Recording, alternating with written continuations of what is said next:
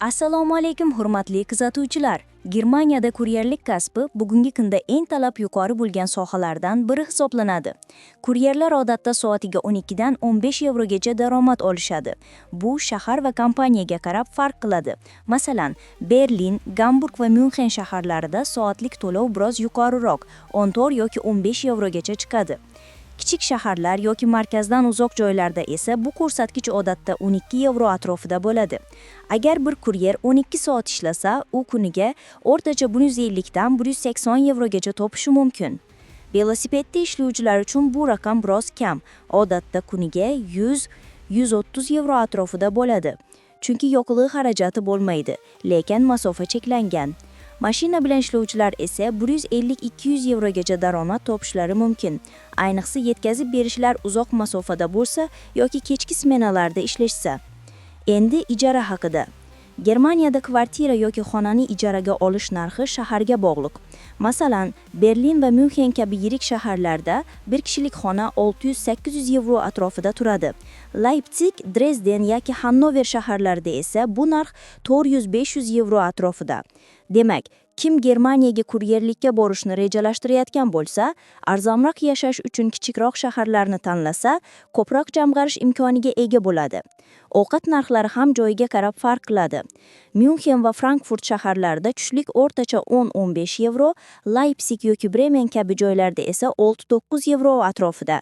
Ya'ni, o'rtacha bir oyda ovqat va ijara uchun 800 ming yevro sarf bo'ladi. Qolgan qismini esa jamg'arish yoki jo'natish mumkin. Endi eng muhim savol: O'zbekiston yoki O'rta Osiyo fuqarolari Germaniyaga kuryerlik uchun qanday borishlari kerak? Birinchi bosqich bu ishchi viza olish. Buning uchun ish taklifi, job offer yoki ruxsatnoma, Arbeitserlaubnis kerak bo'ladi. Agar sizda B1, B2 darajadagi ingliz yoki nemis tili sertifikati bo'lsa, bu katta ustunlik beradi. Ko'plab firmalar hozirda rasmiy ravishda O'zbekistondan ishchilar qabul qilmoqda, ayniqsa yetkazib berish, logistika va ombor sohalarida. Germaniyada hozirda ishchi kuchiga katta talab bor. 500 milliondan ortiq bo'sh ish o'rinlari aynan servis va logistika sohasida. Shuning uchun kuryerlik bu nafaqat vaqtinchalik ish, balki uzoq muddatli barqaror daromad manbai hamdir. Agar siz ham Germaniyada ishlashni rejalashtirayotgan bo'lsangiz, hujjat tayyorlashni bugundan boshlang. Pasport, til sertifikati, ish taklifi va sug'urta – bular asosiy hujjatlar ro'yxati. Va eng muhimi, Germaniyada yashash xarajatlari yuqori bo'lsa-da, mehnatga yarasha haq to'lanadi. Shunday qilib, kuryer Germaniyada bir kunda 150 yevro atrofida topishi, oyiga esa 3000 yevrogacha daromad ko'rishi mumkin. Bu kasb Yevropada o'zini sinab ko'rmoqchi bo'lgan har bir ishchi uchun yaxshi boshlang'ich. Axborot kanallarimizni kuzatib boring. Migratsiya O'zbekiston Telegram kanalimizga obuna bo'ling.